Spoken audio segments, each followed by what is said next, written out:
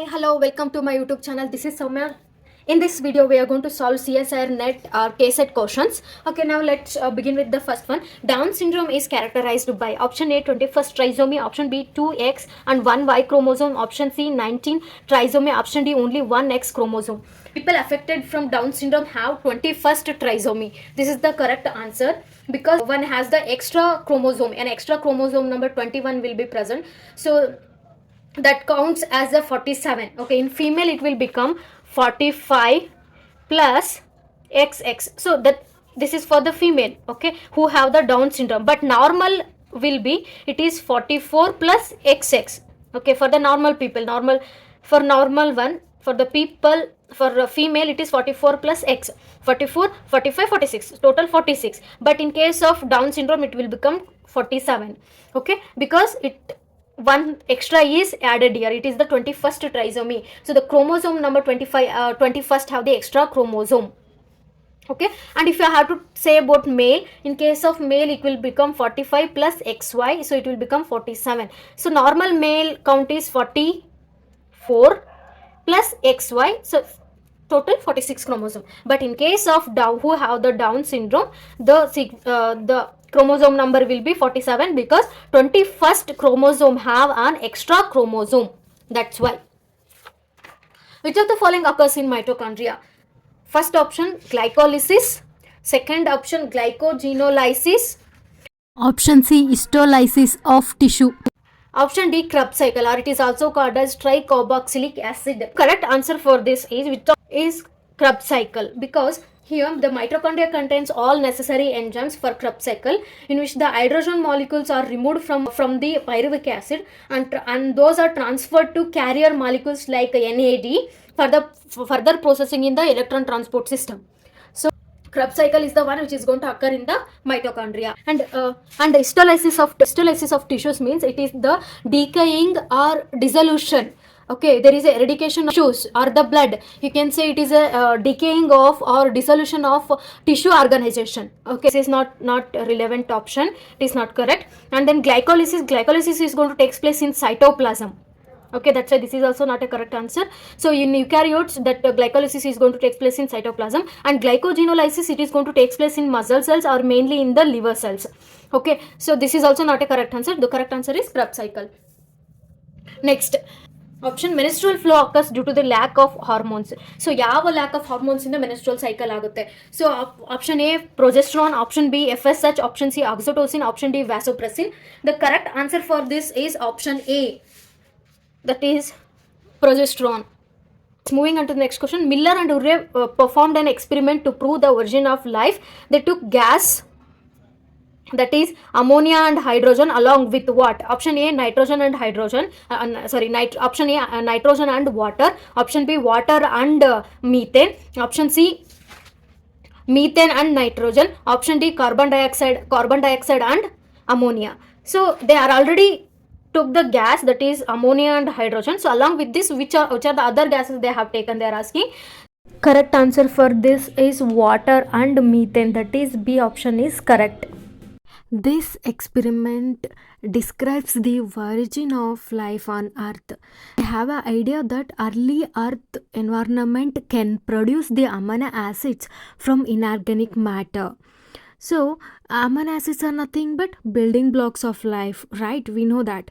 So the Miller and Urey experiment showed how precursor molecules, means a simple inorganic matters or molecules, form a life for molecules for life can be generated from a simple chemicals. Okay, it says about the abiogenesis. This you have to study this experiment, Miller and Urey experiment. So these are the gases they have taken. This is the direct question.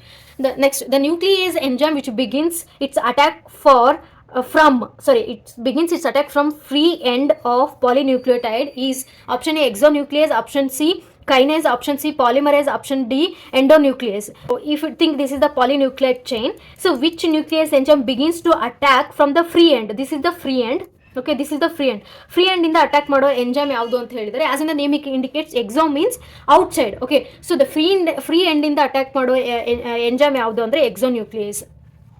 Kinase is the enzyme that is going to catalyze or transfer the phosphate group to the another molecule, that is a function of the kinase. So it is not the correct answer. Next one is polymerase. Polymer is the one which is going to help in the synthesis of the long chain polymers, or you can say nucleic acids. Endo means inside. This is the one which is going to begins to attack the inside. So this is endonuclease. Exonuclease means outside. Okay, free end in the. Which of the following gland is often referred in relation with AIDS? Option A thyroid, option B thymus, option C adrenal, option D pancreas. The correct answer for this is option B, that is thymus, because thymus gland referred in relation with the AIDS, because in thymus maturation of T4 lymphocytes, there is a maturation of T4 lymphocytes is going to take place in the thymus. So but after the, if you introduce HIV here, AIDS, but after the introduction of HIV into the human body, and this HIV virus is going to attack the immune system, leading to the depletion or destruction of these T4 lymphocytes, resulting in the immune system is going to destroy. So that's why thymus is the one, this is the gland which to in relation with the AIDS. So this exonuclease is going to, exonuclease is an enzyme means which is going to cleave or which is going to cut the nucleotide, this polypeptide nucleotide only at the end. Okay, only at the end. Moving on to the next question. A confusion technique involved in the use of option A juvenile hormone, option B pheromones, option C ecdysone, option D hormones. The correct answer for this is B, that is pheromones. Pheromones is the one which used in the confusion techniques. Moving on to the next question. Which among the following concluded that every cell comes from pre-existing cell? They are asking the scientist name here. Option A Rudolf Virchow, option B Robert Hooke, option C Leeuwenhoek, option D Swan. The correct answer for this is option A Rudolf Virchow. Next, moving on to the next question.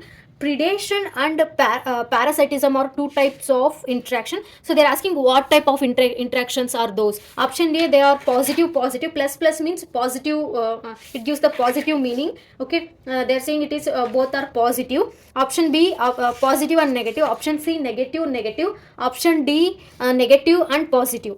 So as in the name indicates, predation means you are going to eat the another organism. Okay, you are going to predate. Okay, so here the predation and parasitism are of negative interactions. That is where members of one population compete for food, and they are going to excrete the harmful waste, otherwise interfere with the other populations. Okay, so they are, predation means it is a negative interaction because it is going to attack the another organism. Parasitism also same thing, because if parasite comes and parasite is going to take the help from the host, so it has the negative impact on the host. Okay, for example, ನಿಮ್ಗೆ ಯಾವುದೇ ಒಂದು mosquito in the like if you got the fever mosquito, so that is going to bite and it is going to inject the particles, right? Those particles are going to grow up in your body, so going to develop its organisms inside the body. So but it is instead it is going to harm the body, so hence why it is a negative interactions. Okay, moving on to the next one. Spindle fibers of a mitotic cells are made up of option A actin, option B myosin, option C collagen, option D tubulin. The correct answer for this is option D, that is tubulin. Because this spindle fibers, for example, spindle fibers andre idu the ಇವು spindle fibres, ಇವಾಗ ಒಂದು cell divide ಆಗ್ತಿದ್ರೆ ಈ spindle fibres, spindle fibres of this mitotic cell are made up of tubulin. It is a protein, it is a filament like protein, and these filaments are arranged in such a way to form a tubule between them. Okay, tubulin is the correct answer. Next, moving on to which of the following is an endangered animal. So option A Hanuman monkey, option B langur, option C antelope, option D lion-tailed macaque. The correct answer for this is lion-tailed macaque. Endangered species are those organisms which are going to extinct. It simply means that they are in danger of extinction. They are not like to survive if the factors treating their extinction is going to continue.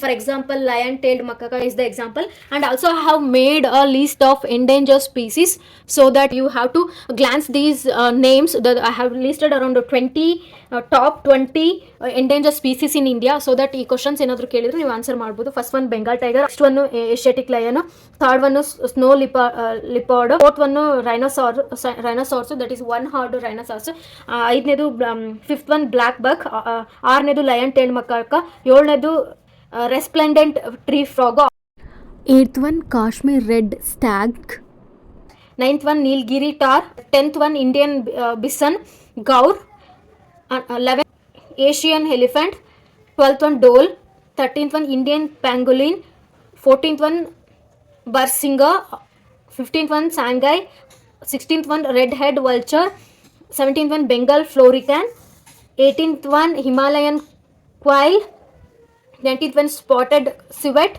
20th one South Asian river dolphin. So these are the list of 20 endangered species in India. So really, even I have mentioned lion-tailed macaca. This is also in the endangered species. That's what I have answered here. I'm hoping this video could help you. If you like this video, please do share and subscribe. Thank you.